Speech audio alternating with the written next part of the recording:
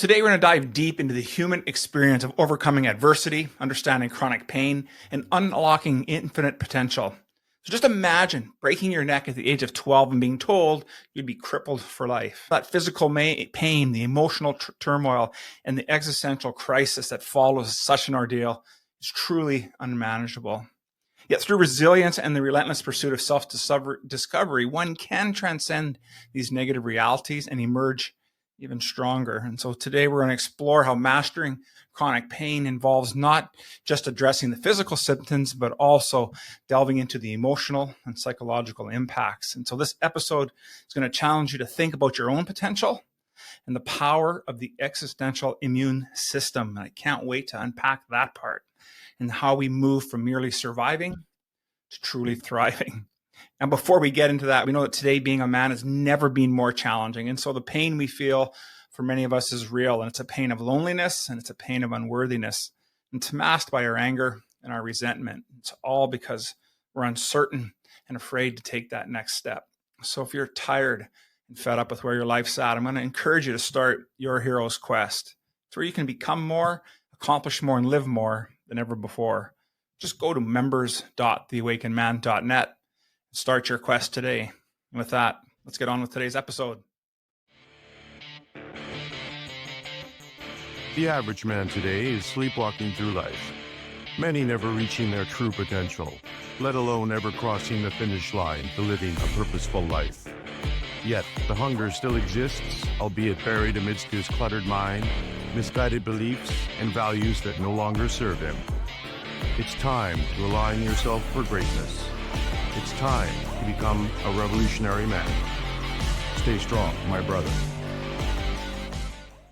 Welcome, everyone, to the Revolutionary Man podcast. I'm the founder of the Awakened Man movement and your host, Alan DeMonso. Allow me to ask you a couple of questions. How do you currently cope with life's challenges? And as you think about that, what steps could you take to transform your struggles into opportunities for growth and self-discovery? And the next question I have for you is I want you to reflect on a time when you faced significant adversity. What did you learn about yourself, and how can those lessons help you unlock your infinite potential? Inevitably, all of us will face adversity in our lives, and so our recovery determines the rules and the meanings we make about life. And now, for a while, these rules may be and meanings may serve us until they no longer do, and especially if our adversity is something that we deal with daily, like chronic pain. And so today my guest shares with us his journey of chronic pain and how he has guided others from pain to purpose. So allow me to introduce my guest. Dr. Alan Weiser is a PhD, and his group at New Options Inc. is a pain management practice, and they have an extensive background in working with the psychological problems people will face when living with complex and chronic pain problems. And his online courses have served everyone from physicians to labor forces and industries, Washington State, and the National Association of Spine Specialists, just to name a few. Welcome to the show, Alan. How are things today, my friend? I was really excited about reading your story and hearing about your journey. And so as we start with all my guests, my opening question is for you to be able to share a little bit about your hero's quest. So tell us about that time in your life when you knew things weren't great. What did you do about it, and how did that experience shape you into the man you are today? Great question. This particular journey started when I was 12 and a half, and I broke my neck. And just a quick rundown on how that happened. I was, like a lot of people, a headstrong kid. I like to figure things out for myself. So I want to learn how to do trick diving, so I'll just figure it out. Did you know when you do a backflip on a diving board, you're supposed to dive out from the board, not straight up? Yeah, I found out the hard way. So I came down on the board, broke my neck in 2 places. So this is a long time ago, and picture the situation. I'm taken to the hospital. I know my neck is broken. I'm in a cast, right? The doctor finally comes into the hospital room, looks at me, and he goes, literally, if you don't die and you're not paralyzed, you will be crippled for the rest of your life, right? I'm 12 and a half. I'm a person accustomed to pushing the limits on things, and I'm being told that I'm going to be crippled for the rest of my life. You can imagine, right? And it caused tremendous damage. What would have been the Well, the challenge? actual Go ahead. recovery was even. Yeah. What would have been the Yeah, first the you would have first had to challenge was overcome? actually the physical recovery, because they wanted to keep me in the hospital for months. And I hated being there. It was scary and disturbing. And I was there for a month, and I threw food around, made a big mess, made a lot of noise, right? So they had to send me home. They sent me home, and then I spent literally a year on my back in a bed, not allowed to sit up, get up, or move around. A year, right? I spent that year making sure that nobody knew how frightened I was. I didn't even admit it to myself. So if you talked to me, I would have been cracking jokes. But I was severely damaged by it in a lot of ways. And then when I was finally able to take the brace off and start to try and walk, it took me months to be able to walk, because I wasn't paralyzed, but I was so atrophied that actually the pain of trying to use my legs again was worse than the broken neck. And then, of course, there was, can I do this or that, or am I my head going to fall off, right? Because they told me I was fragile. Picture hearing you're fragile at 12 and a half, right?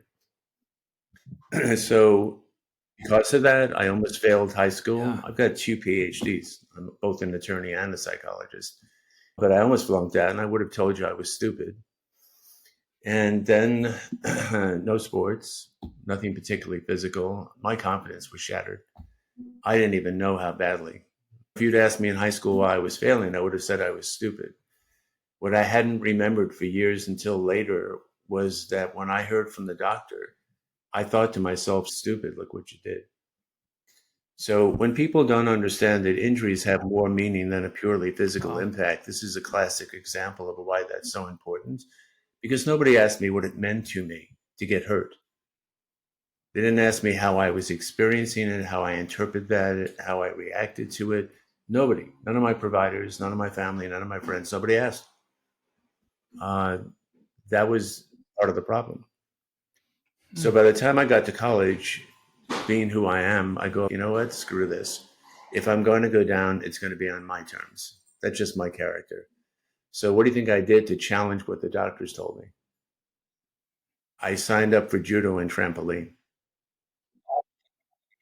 I The opposite still of remember, everything. yeah, you can appreciate this, Alan. I Wow. still remember that first throw as I'm flying through the air, knowing I'm going to crash into the ground and thinking I'm either dead or maybe not. And I didn't regret the choice. And then, of course, hit the ground. I was fine. I've been in the martial arts over 50 years. I don't have a problem with my neck. Never did. But here's the irony. Years later, many years later, I see a chiropractor. He does some x-rays of my neck for the first time in years and tells me he's looking at something he's never seen before. He said, you appear to have had a perfect natural fusion. And that's why you never had a problem. Now, is that spending a year in bed? Was that my attitude towards recovery, which was consistent? I'm recovering? I don't know. But that certainly sensitized me to the kind of damage done by having this happen that's more than the purely physical.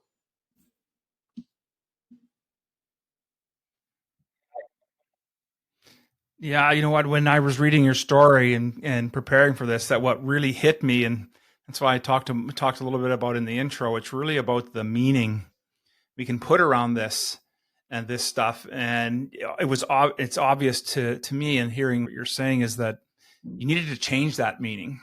And the other part that I thought was really powerful, and how often, and let's talk a little bit, unpack a little bit about this in your work as well, is how much we hide the true feeling of what's happening. As you talked about being so afraid, yet you're sitting there cracking jokes. And so talk a little bit about that and how that really, how you're seeing that transform other Especially people. in the focus of a lot of your work. It's partially a male thing, right? It's only a scratch. You don't show your feelings. You don't show the vulnerability. I was from a family dynamic that supported that way of operating. So I focused on being stoic and just getting through it. But the damage, as I said, resonated throughout my entire life and eventually informed this work. So I certainly had the personal experience, and I've had other experiences in life that put me in touch with this, that you got to understand that humans are meaning-making creatures. Most people don't seem to get that. It's not about what happens. It's about what it means to you. you could tell me you lost your job and I'd have some general notion of what that might mean. But maybe you're a guy who doesn't care about working, or maybe you're a person that defines themselves by what they do. Totally different meaning, right? Different impact. So that's always been sort of at the centerpiece. And that carried through to my work as an attorney and then as a psychologist. Especially when I was doing my internship, I worked in a state mental hospital in New York for 10 years. And working with the chronically mentally ill, I very quickly came to understand that you don't treat the disease, you treat the person's life. Because there's nothing about the life of a chronic mental patient that hasn't been damaged by their mental illness. So the sort of the structure for that, the foundation for that actually started in that work. I wasn't working with people with chronic pain at that point in time. But I began to see if I focused on helping to restore life, then these people would do so much better, as opposed to focusing on curing them of their psychoses, which wasn't likely to begin with. And this is a really important point, because my approach to this, our approach to this, is not just about chronic pain. It's about any suffering, right? I had to use that word for the book, but frankly, when we talk a bit more about the existential immune system, it's about any kind of suffering and any kind of existential threat. And as you and I both know, being alive is dangerous. There's any number of things that can happen to people that they are not prepared for. So that's the structure and the background for what led me eventually to working with people with chronic pain, and then how that evolved into what I currently do. Well, I just love that especially with your background and then the 2 PhDs and really seeing life from two different perspectives, but yet underlying them, I would suspect things were very similar to what you were finding with people and how we're dealing with stuff, especially the idea of the meaning making machines is really what we are with our life. And so tell me a little bit about what some of the collateral damage that people are facing with chronic pain, because you already touched on a little bit about the psychological aspect, but let's build on that and yeah, really let me put it up front. I'm incredibly grateful to my patients. They've been great teachers.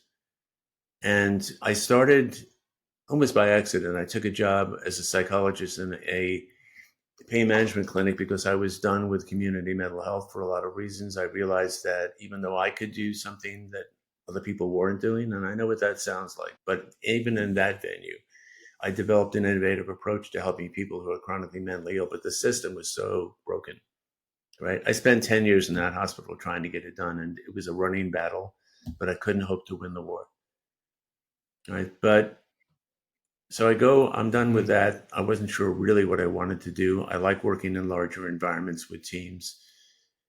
Somebody suggested I take this job at a pain management clinic, knew nothing about pain management, but I did know about chronic conditions, and these were chronically pain patients, right?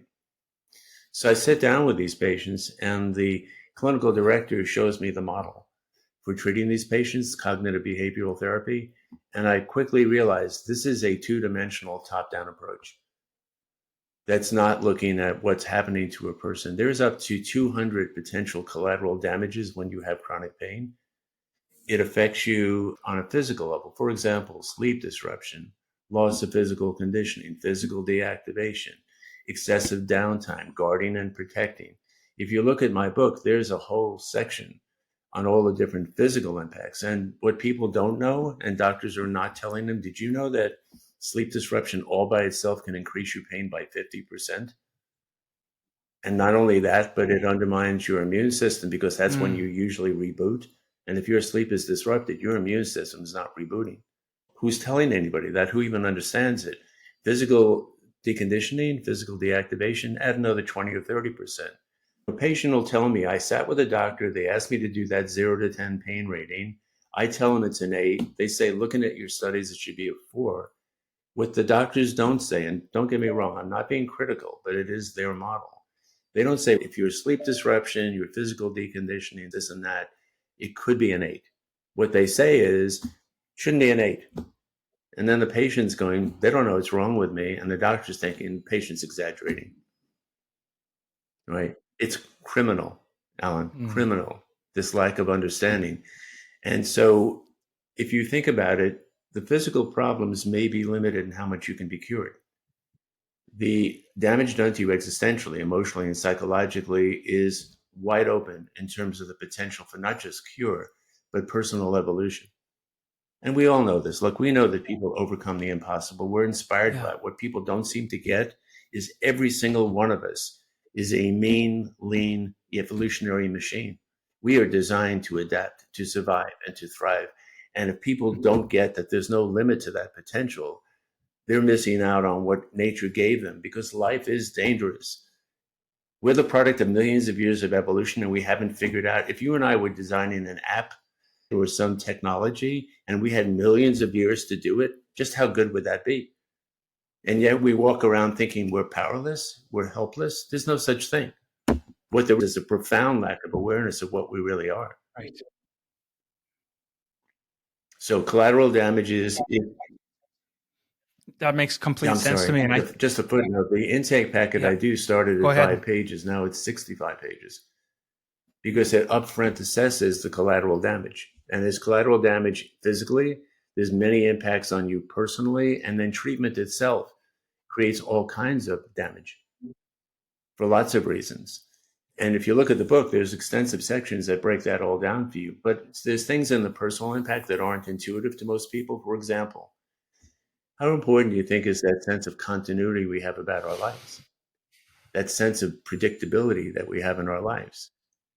That's existential, and people don't get it. If you have chronic pain, life becomes discontinuous and unpredictable. And if you don't adjust to that, it becomes damaging. And most of my patients get up every day thinking they can do everything they used to do and not recognizing, I can't. Right? So these collateral damages, if they're not surfaced, if they're not treated, they become a part of the problem.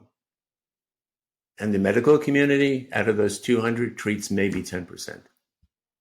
Or even puts it forward. And the irony is the doctors I work with, they love what I do. They endorse the model. If you look at my book, you'll see some pretty big names attached to approving the book. And here's the thing you'll find interesting. So I've asked them, like, okay, you endorse my model. You brought me to major presentations. Why aren't you incorporating a lot of this into your practice? You know what the answer was? You're the specialist.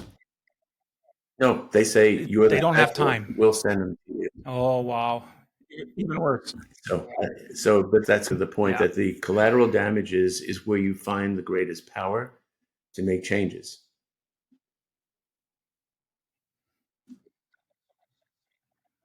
That makes so much sense to me. And what I really appreciate with what you're saying and how you started this collateral damage assessment with really at only 5 pages, and then it's been expanding, but you're incorporating other aspects of life. So it's very similar to some of the work that we do here. Is I ask guys when they come in to do work with us is to take this integrity challenge, and really it pokes at them to look at all different aspects. So it's physical, emotional, mental, financial, spiritual, and professional. And when they start to look at that, they recognize that they're really out of alignment in how they're living their life. And that's what I really appreciate about your work is you're looking at it. It's not just the physical pain aspect of it. And the piece about continuity, I had not considered that before. And when you said that, a light went off in my mind and said, absolutely. Because then you talked about how your customers, your patients want or thinking they can do everything they did before, and they can't.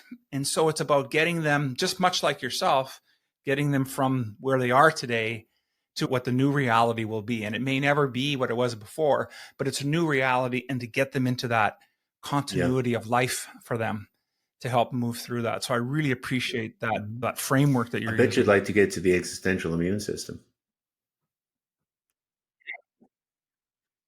Yeah, we should get into that right away. Yeah, Tell us a little there's bit a about second book that. in the works that takes that on directly. If you looked at the book, there is information in there about it, but not in depth.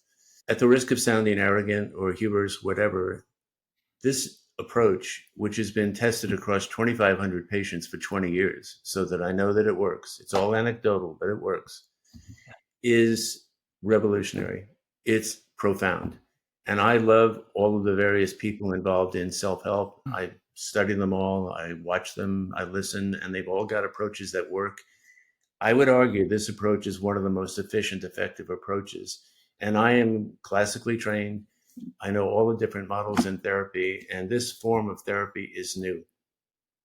I would call it cognitive existential, but that doesn't really capture the feeling of it. But it does involve cognitive techniques, but it's addressing the existential issues.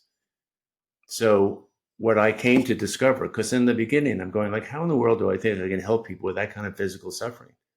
I was basically going, what do I think I can do? But I remembered the lessons I learned. And here's the interesting part. I didn't know about what emotions are really about or what our toolkit was until I started working with these patients and going, what am I going to do with this? Because I didn't believe that traditional therapy could get too deep or help people that much. And traditionally, it doesn't. I've worked with a lot of people who work with other therapists, and it only took them so far. What they need is something transformative, right? We're not a one-trick pony, right? And Yes. people need to understand that when you can't be who you were in the moment, so what? Who can you be? I get up every morning and I don't go, who was I yesterday? I go, what have I got going today? And what can I do to make that into what I like? I don't get hung up on it, but patients with chronic pain do. They go, I can't get over the idea that I'm no longer what I was. And I go, you didn't change who you are spiritually. You didn't change who you are existentially. You have attributes that are affected by this, but there's backup systems. There's other ways of dealing with this, but the basic bottom line is how you cope with that, right? And people don't get it. COVID's a good lesson in people's inability to cope. People think they know what it's like to have that happen, cancer, heart attacks, all kinds of tragedy, right? They're not ready for it. And they may have done fine with their coping system, but when they run into chronic pain, it is a life-altering event. It's never the same any more than I was the same after I was introduced to mortality at 12 and a half. Right. But my attitude is what you've been saying. It is, all right, what can I do with this? Here's an opportunity here. If I can take this suffering and turn it into something transformative, look what happens, right? And I've seen this happen across the board. What's stunning to me is how powerful it can be, no matter how serious the problems are. I could tell you lots of stories about people. Quick story that's one of, I think, the more informative. I had a patient who's a doctor who had a nerve damage in her lower back based on a botched surgery, who came to see me and said in the first session, I'm going to kill myself in 6 months as soon as my kids graduate. And very in her head and locked in. And I go, she's going to do it. So I didn't get hung up on that. What do you think I said to her in the first session? I said to her, I respect how you I'm feel. not sure. I understand the choice you're making. She knew as a doctor that she was going to have unending, extreme pain, worst of it, major nerve damage. I go, let's just talk about maybe making it more comfortable for you until you get to that moment. She goes, okay. 3 months after doing the work, she came in one day and she said, I don't have any less pain than I used to, but I don't feel the same way about it. And maybe I won't kill myself. So here's the great irony. She didn't. And about a year and a half into working, we got back into what happened medically, which I do with patients. We explore what happened, the diagnosis, the treatment outcomes. What happens? We found out that the reason she had that problem wasn't because she had permanent damage. They had left some materials in her body that nobody knew about that were causing the damage. She had surgery to remove it. She was cured. If I hadn't put a stop to what she was doing, she would be dead. And not all my patients are going to kill themselves, but frankly, a lot of my patients buy into being permanently disabled, and it's not needed. It's not true. But most approaches don't give them the opportunity to get the time and the opportunity to figure out how to make that work. So That's true. And I think what you're really touching on is really about meeting them where they're at. And I think that's powerful, because when we get a chance to do that, then it's maybe the first time that they've had somebody who's new into her life, that doesn't have there's no strings attached, right? There's no ulterior motive. And then they get an opportunity to maybe hear the minute they hear collateral damages, the minute they hear collateral damages and functioning coping system, it changes everything. And what I say to patients is, I don't think about your problems as being mental illness. I don't like the concept. I don't think it's useful. I tell them it's an operating system problem. All right. You have an operating system designed to cope and keep you safe and get your needs met. which has now been challenged and maybe even dysfunctional in this new life that you're in. Let's take a look at that operating system. And that led to the existential immune system, because what do you think the basic tools of the existential immune system are? The ones that have evolved over millions of years. It's got to be our emotions and Feelings how we and thinking, manage that. right? Because all human experience is translated into thoughts and feelings, right? So we basically, like a car mechanic, we do a systems check. And we look to see whether their thinking is based on the truth and objectivity, or it's being biased by judgmental thinking, assumptions, rationalizations, magical thinking, you name it, right? If that mechanism is damaged because you're caught up in that, and a lot of people are, we have to work on repairing that and recreating the way you operate in the thinking process. But more important to that is understanding that emotions are not just an experience, they are actually tools. So did you know that anxiety and anger, which are completely prevalent in any of these conditions, are actually the most powerful tools in your entire toolkit? Most people don't know that. They don't know that anxiety and anger have a functional purpose. Do you know what the function of anxiety is? Anxiety is a fire alarm. You'll never experience any level of anxiety unless your needs are being threatened. It's part of the design. Can you think of any machine that doesn't have a fail-safe that warns you when there's a violation? That's what anxiety is. You want to move away from it. You want to avoid it. You're going in the wrong direction. I get why people avoid dealing with things that they're afraid of, but that's the power.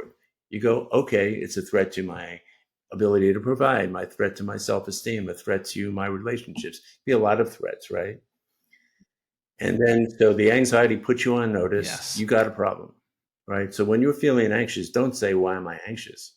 Ask yourself what needs are being threatened.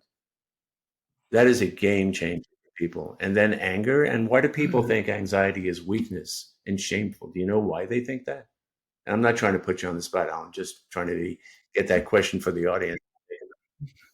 Because that when that fire alarm goes off, I'm going, oh my God, fire, right? I'm momentarily weakened by a reaction to the emotion, not the emotion. That's how that bias developed, that people didn't recognize. The anxiety is just a tool.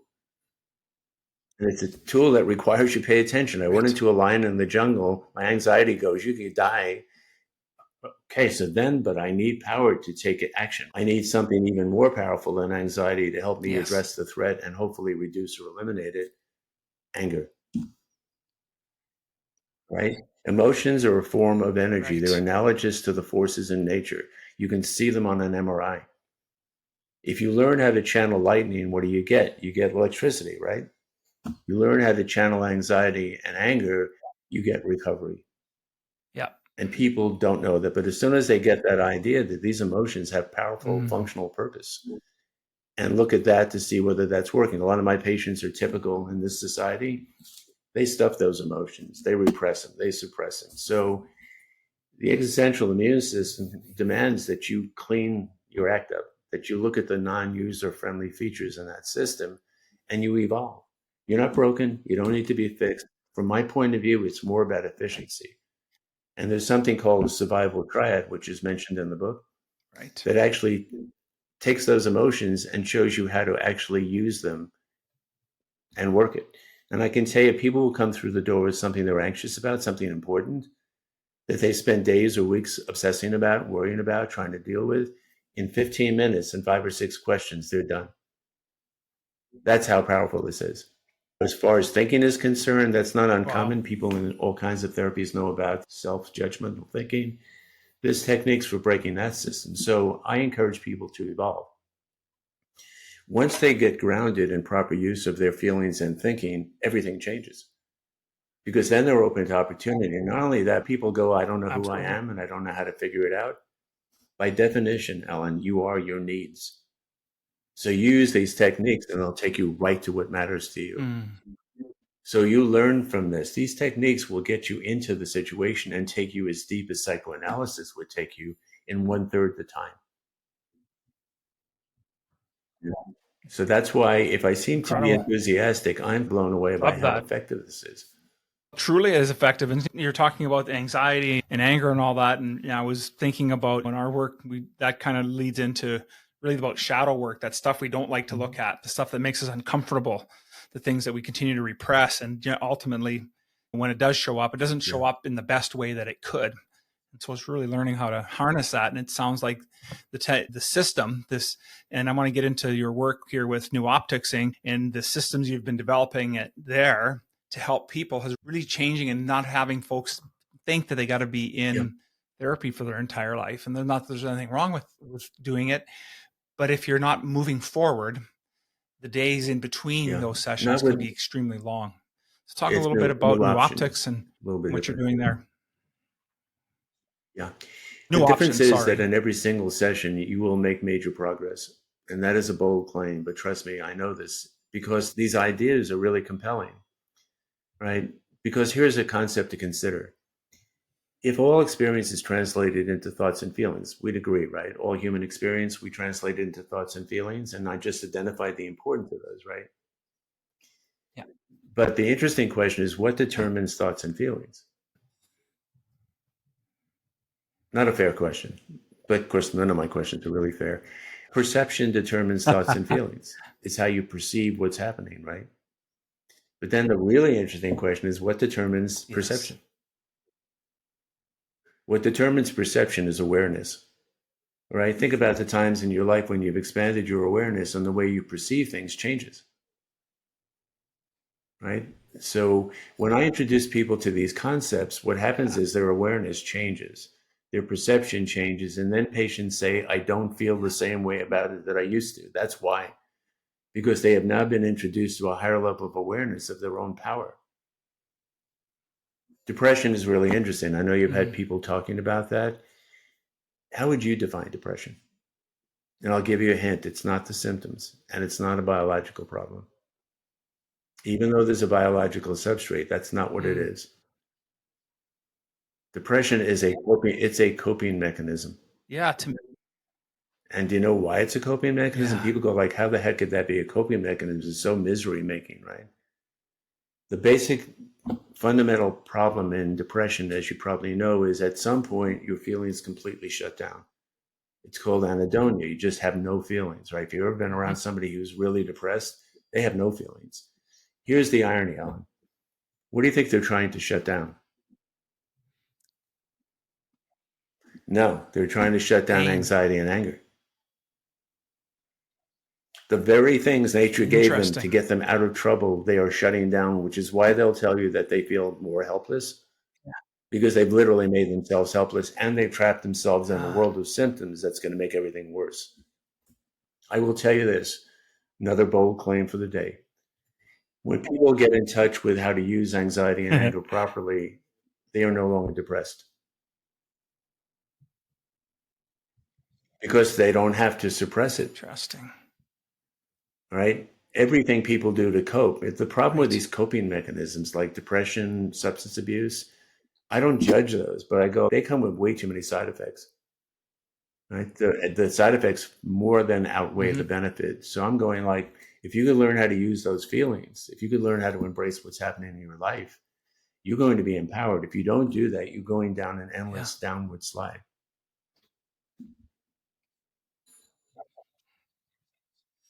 Absolutely makes complete sense. What a great lesson we're getting here today with your work. Just love this ideas and how you've been unpacking it for us, because I think there's so many misgivings about really understanding all of this stuff. And we started the conversation about chronic pain, and really we're spending our time with anxiety and fear, or anxiety and anger, I should say.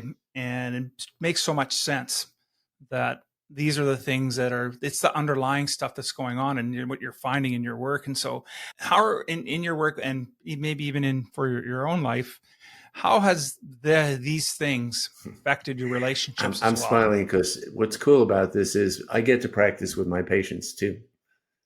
So everything I'm trying to teach them, I'm learning as well. And it keeps evolving, which is why it's translating into another book. Because when I started thinking about everything about being human, I started realizing that everything is a tool. For example, I have a children's book series that I'm working on, which is about a bunch of monks that live in a monastery, and their purpose in life is studying why people smile. Right? And so the book has a lot of pictures of monks finding out different reasons for smiling. But I thought about it and I go, smiling is an existential tool. If you just, right now, you just smiled, right? Didn't that change the way you felt? Didn't you feel a surge of energy the minute you smiled? And I'm going, Absolutely. everything about being human is a potential tool for actually empowerment, whether it's smiling or it's thinking or it's anything that you and I could talk about that's a human aspect or part. This second book is going to get into just how deep this runs, that you have so much available to you, but you don't know what it's for or how to use it. That's why this model keeps evolving and it keeps gaining in power and impact. But what I like about it is I'm very practical. Yeah. I like the idea that it's operationalized, that you can go, great idea, what do you do with it? And a lot of approaches to self-help, I don't think are nearly that specific. Sadhguru, are you familiar with him? Mm-hmm. Do you know that? Yeah.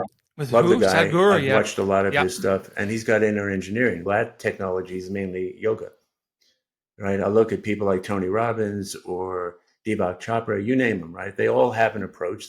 They're all great. What I'm looking at is show me the best technology.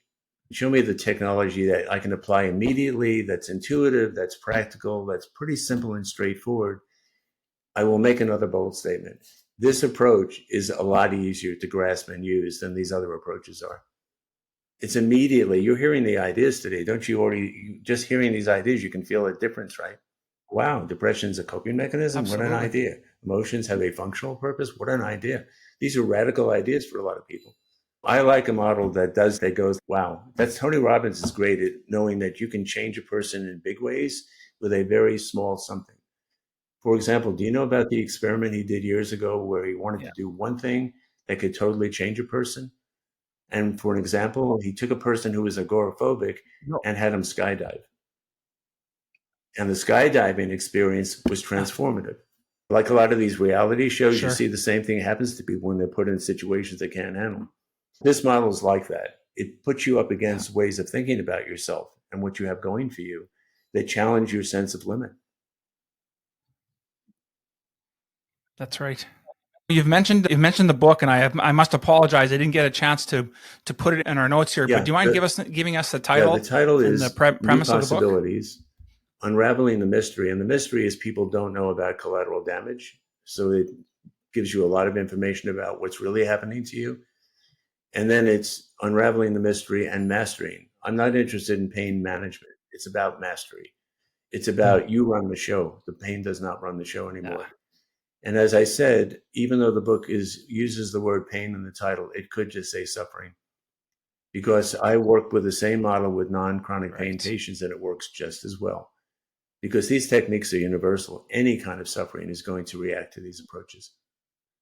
So there's that. And what's really special and upcoming is we developed a series of self-study. So in September, we're going to be launching videos that go through the entire model that we've done, a workbook that we built to go with the book, and also other study materials. And then we're going to be doing live webinars. Think of martial arts. You can self-study up to green belt, maybe. Yes. Because a lot of this you can learn as an educational model. But if you want to really get into it deeply, you come to the live webinars where that's more like the brown and black belt level, where you get into all the subtleties. Because these techniques are easy enough to understand, but there's subtleties to making them work powerfully. So I'm very excited because that is something that needs to happen. We get it done the way I do it now, but with that as the backup, the book's great, but the book is a book. A workbook makes it easier, right? Self-study makes it easier. Videos help. So this approach is now expanding into a larger venue, what's available to patients. That'll all be shown on the website, which is newoptionsinc.com.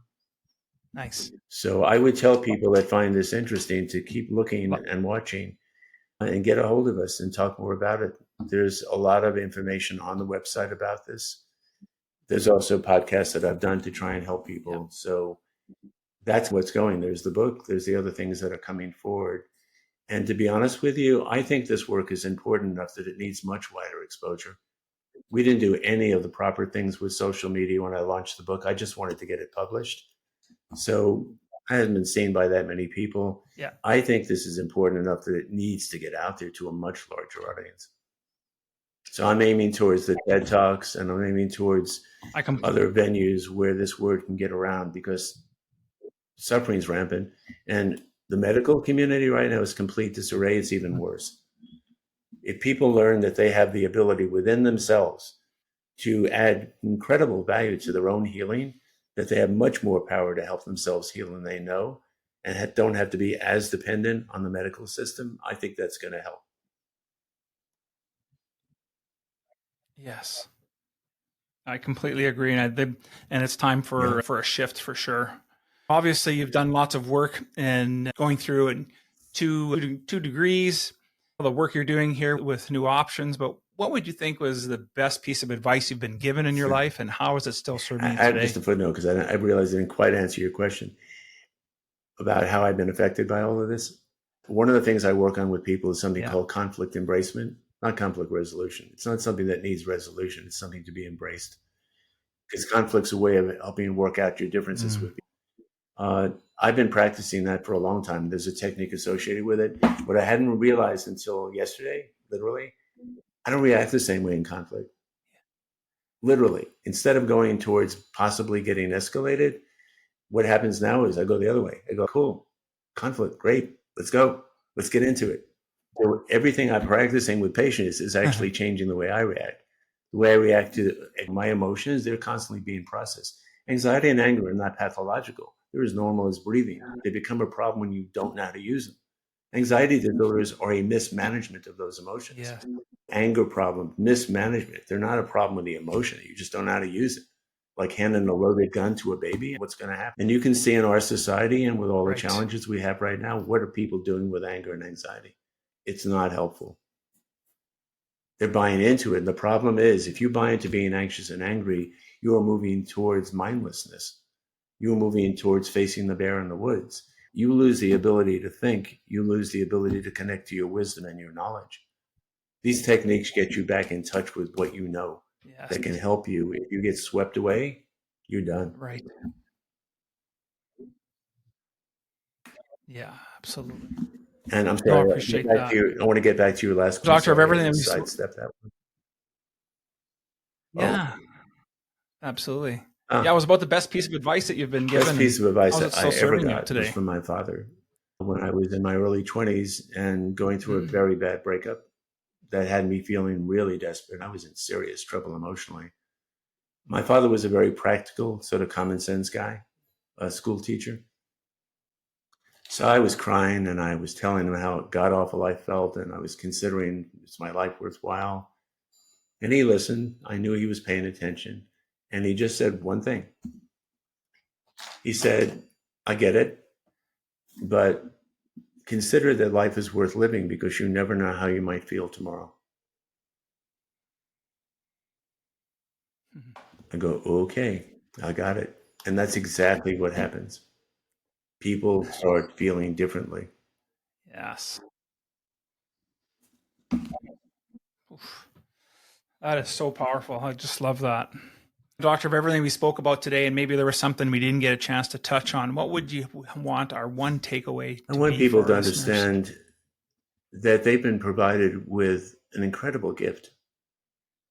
That whatever's responsible for the fact that we exist as humans, whether it's science or religion, doesn't really matter to me.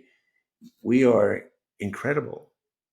How many individuals have completely transformed society and history? Every individual is potentially a prime mover. Understand that you have that. And if you can discover what it is and how to use it, it doesn't matter what life throws at you. You've got so much better chance. And by the way, this gets back to something else you talked about. Self-love, right? Did you know that self-love is part of the equipment that your system gave you, and that it is inviolate, it is absolute, that it has nothing to do with who you are? Absolutely nothing. If you and I were designing a human being, we would not attach it to something as transitory as who you may be in the moment. You don't like who you are in the moment, you can change. Right. Now, what happens is people get cut off from access. There is no such thing as low self-esteem. They have limited access. And as soon as I help people connect to that, they are now 100% optimized.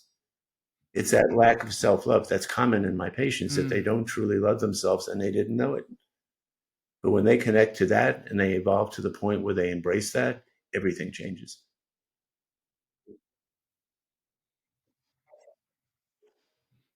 Absolutely. Just a ton of great information here today that you've been able to share with us. And I just want to say thank you for spending time with me today and our listeners, and helping us really understand that it's not just the chronic pain, but chronic suffering that we encounter ourselves with in life, and that there is a way for us to transform our lives and really living truly strong and healthy. And so if men, and we focus a lot with our men's work here, if men in particular are interested in getting a hold of you and participating in your, what's the best way for them to do that? Weiser@newoptionsinc.com, or they can call me directly at 360-908-0864.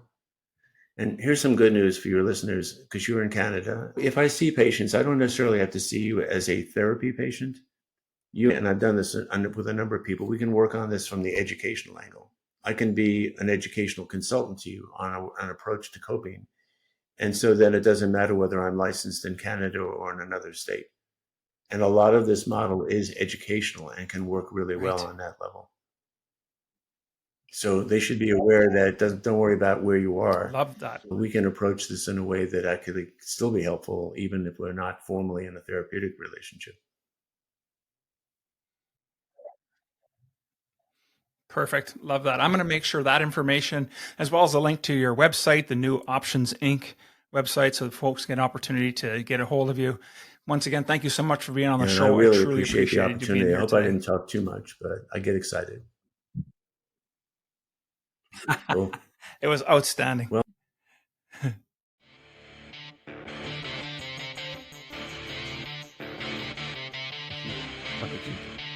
thank you for listening to the Revolutionary Man podcast.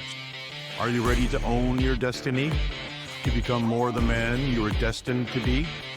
Join the brotherhood that is The Awakened Man at theawakenedman.net and start forging a new destiny today.